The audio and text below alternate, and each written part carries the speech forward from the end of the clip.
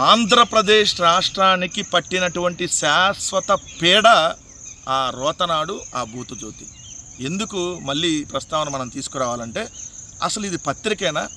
ఒక పత్రిక, ఒక విలువలు, ఒక జర్నలిజం అనేది పూర్తిగా వదిలేసి చంద్రబాబు నాయుడు కోసం నడి రోడ్డు మీద ఎవరితో ఎక్కడైనా ఎలాంటి లత్కోరు పనైనా చేయటానికి సిద్ధమని చెప్పి ఈనాడు రోతకిరణ్ మరోసారి స్పష్టంగా తెలియజేశాడు తన పేపర్లో ఓపెన్గానే. ఏంటిదంటే, పీడకల నుంచి ప్రగతి తీరాలకని హెడ్డింగ్ పెట్టి 5 ఏళ్ల జగన్ పాలన రాష్ట్ర ప్రజలకు మర్చిపోలేని పీడకల.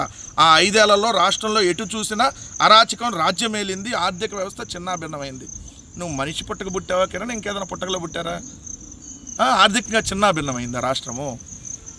జగన్మోహన్ రెడ్డి గారు 5 సంవత్సరాల పరిపాలనలో 2 సంవత్సరాలు కోవిడ్ ఉన్న ఆయన ఆర్థికంగా దేశం ప్రపంచం అంతా అల్లాడిపోయినా కూడా కరోనాలో పేద ప్రజలందరికీ సంక్షేమం అందిస్తూ 5 సంవత్సరాలలో జగన్మోహన్ రెడ్డి గారు ప్రభుత్వం చేసినటువంటి అప్పు కేవలం 3,32,000 కోట్లు.